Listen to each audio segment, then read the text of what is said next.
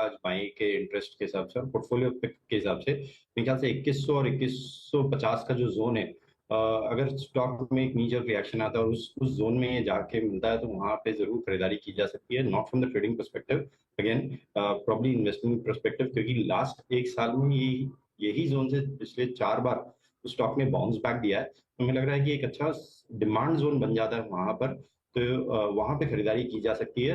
और उसमें अगर स्टॉप लॉस जो मेंटेन करना हो 2050 का एक ऐसे मेंटेन करे। वोल्टास की अगर मैं बात करूं तो वोल्टास में पिछले 4 दिनों से कंसोलिडेशन चल रहा है 20 डेमा के पास में ही, और हमें लग रहा है कि एक अहम एरिया है 1000, अगर उसके नीचे स्लिप होता है, एक सपोर्ट एरिया, और वो अगर टूट जाता है आज तो इसमें और गिरावट देखने मिल सकती है। तो 1000 के नीचे इसमें शॉर्ट करने की सलाह रहेगी। जो स्टॉप लॉस मेंटेन करना हो 1020 का, लेकिन स्ट्रिक्टली 1000 के नीचे अगर ये रहता है तो ही शॉर्ट करे, क्योंकि स्टॉक में एक अच्छा रनअप हमने ऑफ लेट देखा है दिसंबर से अभी तक, और हमें लग रहा है कि अगर इसमें कोई गिरावट आएगी तो फिर इसमें नीचे 960 तक के लेवल्स देखने मिल सकते हैं। 1020 का एक स्टॉप लॉस जरूर मेंटेन करें। ओके, ये कहानी है भाई इन दोनों इंपॉर्टेंट नंबर्स की। अच्छा, एक चीज और बता दूं, बहेती साहब स्क्रीन पे थे ही थे। आज बहेती साहब और सावंत साहब के पास जाना है बढ़िया सी बजट पिक्स के लिए, कल जिसकी हम लोग सुबह से तैयारी में होंगे। तो कुछ देर बाद वो पिक्स, और अच्छा बातचीत हुई है तो एक काम करा जाए, जब पिक्स की बात हुई तो धर्मेश जी आज आपका फंडामेंटल आइडिया कौन सा लेकर आए हो?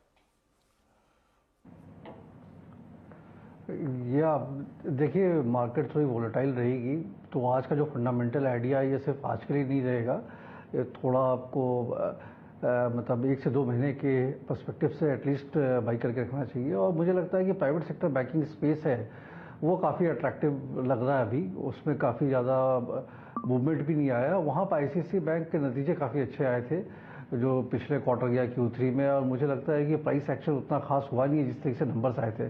तो आफ्टर ये इवेंट प्ले आउट हो जाता है तो फिर वैल्यू बाइंग इमर्ज होकर आएगी, और वहाँ पे 20-22% की जो ग्रोथ ट्रेजेक्टरी आईसीआईसीआई बैंक का है और इनका जो लोन बुक है काफ़ी ग्रैनुलर है, प्लस काफ़ी अच्छा डिपॉजिट बेस पर भी बैठे हुए हैं फ्यूचर ग्रोथ को कैटर करने के लिए। वैल्यूएशन वाइज जस्ट थोड़ा सा मतलब मीन से ऊपर के मल्टीपल पर ट्रेड कर रहा है, बट अभी भी 0.23 I mean 30-20 basis point price to book value का वैल्यूएशन का री रेटिंग का अपग्रेड बनता है। सो इस पर बाई करने की सलाह रहेगी। और साल भर के नजरिए से देखें तो मेरा अपसाइड टारगेट अराउंड 1100-1120 के आसपास निकल के आता है इस पे। आईसीआईसीआई बैंक, ये एक बढ़िया फंडामेंटल आइडिया इन लेवल्स पे, या कोई भी गिरावट एक्यूमुलेट करे, यहां से समीकरण बेहतर है लंबी अवधि के लिहाज से। खरीदारी का कॉल धर्मेश का आपकी स्क्रीन पे। अब बाकी के रिजल्ट। अच्छा, एक वायदा का एस्ट्रल रह गया अभी, एस्ट्रल और उसके अलावा बाकी कैश मार्केट के नंबर्स। अजदा कौन कौन से? एस्ट्रल के केस में आप ध्यान दीजिएगा, यहाँ पर परफॉर्मेंस जो है उसमें जो प्रॉफिटेबिलिटी है वो करीब 19% बढ़कर आई है। रेवेन्यू में 8% का ग्रोथ है। EBITDA 10% बढ़ा है। मार्जिन हल्के से उभर कर आए हैं 14.7 से करीब 15% के आसपास। नंबर्स ऑन एन एवरेज ठीक ही हैं। लेकिन आज कैश मार्केट में सबकी नजरें पीबी फिनटेक पर रहेंगी। आशीष, इस पर आप लोग पहले भी चर्चा कर रहे थे। पहली दफा इस कंपनी ने प्रॉफिट डिलीवर किया है, तो ये दूसरी न्यू इकोनॉमी कंपनी है जोमेटो के बाद जो प्रॉफिटेबल हो पाई है। रेवेन्यू 43% बढ़कर आया है 871 करोड़ पर, लेकिन प्रॉफिट कंपनी ने डिलीवर किया है 37 करोड़ का वर्सेस पिछले क्वार्टर जहां पर नियरली 88 करोड़ का लॉस था।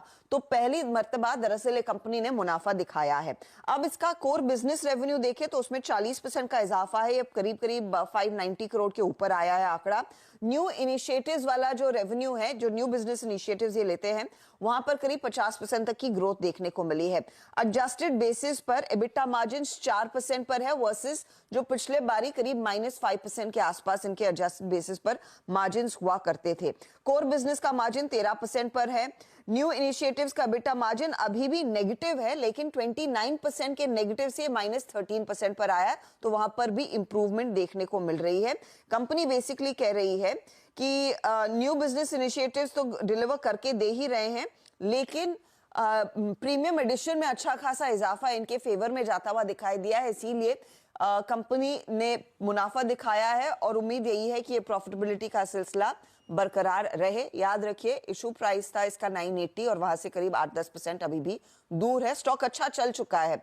नुवामा की एक रिपोर्ट आई थी, 790 का ये टारगेट दे रहा है वर्सेस 750। हालांकि नोवामा कह रहा है वैल्यूएशंस रिच है, इसीलिए वो अपनी पोजीशन थोड़ी सी रिड्यूस करना चाहेंगे, लेकिन टारगेट इन्होंने बढ़ा दिया है।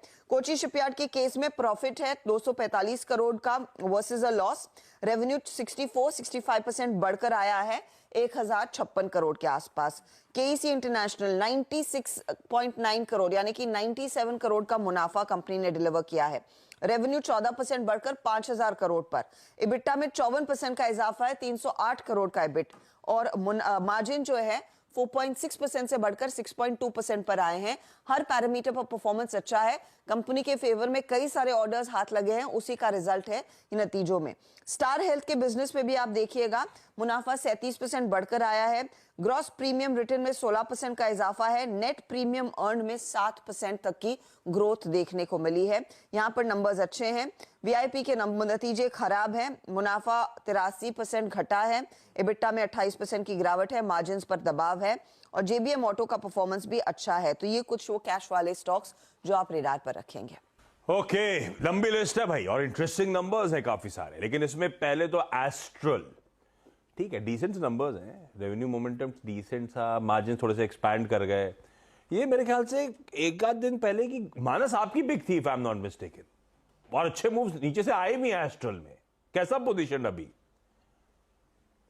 देखिए, एस्ट्रल की बात करें तो एस्ट्रल का जो ट्रेंड है वो अभी भी पॉजिटिव है।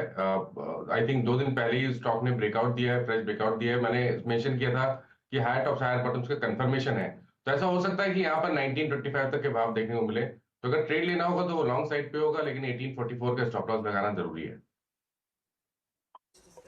ओके, ठीक है। अब कैश में एक पीबी फिनटेक के नंबर्स इंपॉर्टेंट, जो पहली बार मुनाफे में आई है, पर ध्यान रखिएगा उसके खुद का कोर बिजनेस अभी भी वीक है। मुनाफे में आने का रीजन सिर्फ एक है कि ईसॉप के चार्जेस जो अब तक लग रहे थे एलिवेटेड से, वो रिड्यूस हो गए, इसीलिए समीकरण बदल गए। देखते हैं स्ट्रीट पीबी फिनटेक को कैसे लेता है।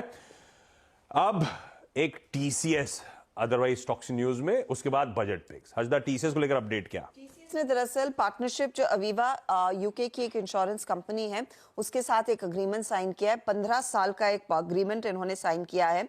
अब मिंट अखबार रिपोर्ट कहता है कि करीब $2.5 बिलियन का ये सौदा होता हुआ दिखाई दे सकता है। तो एक और बड़ी डील बेसिकली कंपनी साइन करती हुई दिखाई दे रही है। 20 साल से दरअसल दोनों कंपनियां पार्टनर्स रहे हैं, और इस पर्टिकुलर अग्रीमेंट साइन करने के बाद जो एक नया अग्रीमेंट है, माइंड यू, टीसीएस की जो पकड़ है वो यूके मार्केट में और मजबूत होती हुई दिखाई दे सकती है। तो ये स्टॉक आज इंपॉर्टेंट है। हाँ, पर दिक्कत ये, खबर अच्छी पर संकेत नैस्डैक रिलेटेड एटलीस्ट काफी खराब। देखते हैं टीसीएस कैसा बिहेव करता है। लेकिन आज के अब बजट पिक्स की बारी। रखिए भाई बहेती साहब को और सावंत साहब को स्क्रीन पे। सावंत साहब, आज का बजट पिक कौन सा सर? तो आशीष जी, ओवरऑल मैं फर्टिलाइजर सेक्टर पे काफी बुलिश हूँ, और मुझे लग रहा है यहाँ पे आरसीएफ एक शॉर्ट टर्म के हिसाब से और एक पूरे साल के हिसाब से भी पोर्टफोलियो में होना चाहिए। करंट जो क्लोजिंग है वो करीबन 175-180 के जोन के बीच है। यहाँ पे 165 स्पॉट क्लोजिंग बेसिस आपका स्टॉप लॉस होना चाहिए, और जो टारगेट में देख रहा हूँ वो 220 का फर्स्ट टारगेट देख रहा हूँ। बट ओवरऑल मुझे लग रहा है कि ये जो स्टॉक है ये अगले 1 साल में मल्टी एक्स रिटर्न्स देने के लायक है। तो यहाँ पे हर डिप पे ऐड करना चाहिए। जैसा मैंने कहा 165 स्पॉट क्लोजिंग आप स्टॉप लॉस रख सकते हो। पहली पिक आ गई आरसीएफ। ना सिर्फ बजट बल्कि यहां से इस साल के लिए पोर्टफोलियो में रखने लायक ऐसा मानते हैं सावंत साहब। बैदी साहब, आपकी बजट आइडिया, बजट पिक कौन सी? जी आशीष जी, बजट पिक के तौर पे बैंक ऑफ बड़ौदा में खरीदारी की सलाह रहेगी। आज इसका नंबर्स भी है, तो जिस आपका सेटअप बना हुआ है वो काफी इंप्रेसिव है। पूरे पब्लिक सेक्टर बैंक्स में अगर आप देखेंगे तो रिलेटिव परफॉर्मेंस बहुत अच्छी बनी हुई है compare to private banks. But अगर मैं बैंक ऑफ बड़ौदा को कंपेयर करूँ पीएनबी से या बाकी छोटे प्राइवेट पब्लिक सेक्टर बैंक से, तो इसमें अभी तक वैसा रनअप नहीं देखने मिला है। इनफैक्ट पीएनबी और इसमें सिर्फ अब 2000 करोड़ का मार्केट कैप का डिफरेंस रह गया है। सेकंड लार्जेस्ट बैंक है ये, तो हमें लग रहा है